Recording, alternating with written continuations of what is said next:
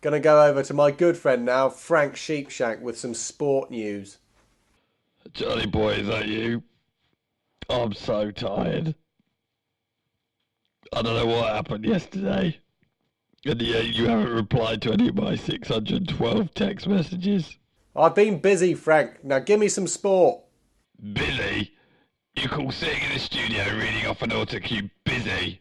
Us field reporters, we do all the artwork and you just sit there and... While you've been so-called busy, I think I've been sacked. Rumours are this is my last report. You want me to give you the sports? I'll give you the sports. In the football, backstabbers 1, me 0. In the rugby, GWN executives kicked me up in the air and I got pounded. In the swimming, some numpty in a pair of Speedos got wet and I get hung out to dry. You want to sack me? You think I'm going out quietly? I'm not going out quietly. I'll tell you where you can stick your poxy job. Right up your That was sporty. This is reporty. Over to Crispin Cromwell with his special report, Vicar's Views.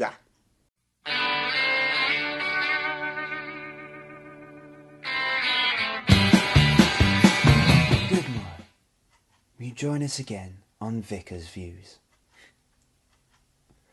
And this morning, it's the big one. Peter Howard, head vicar of Christchurch. Expect the cutting edge from this radical vicar. Peter, you've been the king of Christchurch Castle for some time. What does an average day look like? I haven't a clue. That is a nonchalant answer. Can you tell us how you would describe your role? A vicar.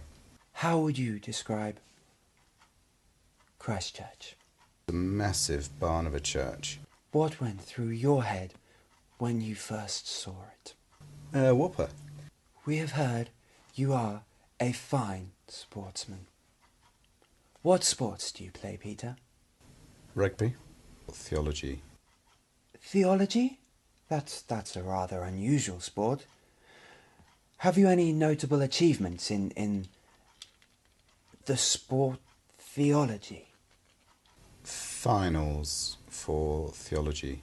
And we've heard you didn't win gold because of an embarrassing failure. Can you tell us about this? I've done lots of embarrassing things. But the gold clinching question was simply spell Jesus. And how did you answer? Pass. And we've heard that you have a mischievous streak. Ooh.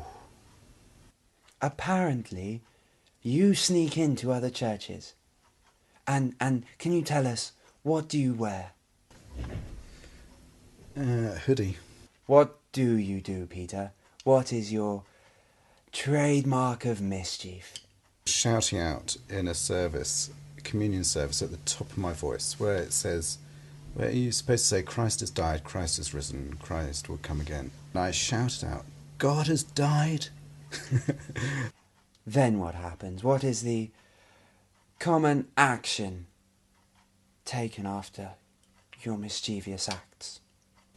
Oh, gosh, running? How does interrupting these church services make you feel? Amazing. Being a vicar, especially a head vicar, must be pretty tough work. Why is it so hard? I would say loneliness. I would say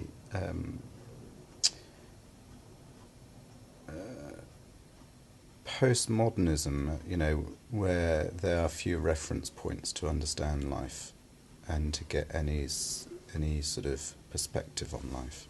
That sounds pretty depressing. Why is this the case? I think apathy, lack of purpose in life. These are pretty deep-cutting admissions here, Peter. Do vicars have any other struggles? The lack of a moral framework in life. And how do these things play out, Peter? Rampant consumerism. How do you cope? What do you do to ease the pressure? Drink wine. Some say that the vicars cope with these heavy, immense pressures by creating imaginary worlds of flight and fancy, worlds filled with dragons and unicorns and perpetual incrimination. Do you have such a world, Peter? Yes. What is your world called? America? And what's it like? One place that has its own spirit, own ethos, own identity. You told me before about the amazing spectrum of colours in that land. What colour is the sky, Peter? Yellow. And does your imaginary world have a leader? Yes. Maggie Thatcher. You call her Maggie. Do you get on well in this world? Do you ever get to hang out with Margaret Thatcher? What do you do together? Read, cook, sail, golf, walk, run, those sorts of things. Do you ever hang out with anyone else in your world? Anyone else that's famous that we would have heard of? Princess Di, a little bit. And to pull it back to real life now, Peter, and real opinion. What sort of things do you think that the average member of Christchurch community thinks of you? What sort of things do they post on your private website? How do your fans describe you?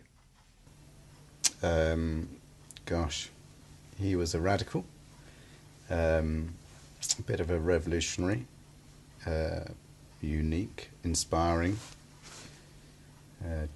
challenging. It's so true, Peter. You really are a radical, out there kind of guy. Have you got a final message of encouragement for the viewers?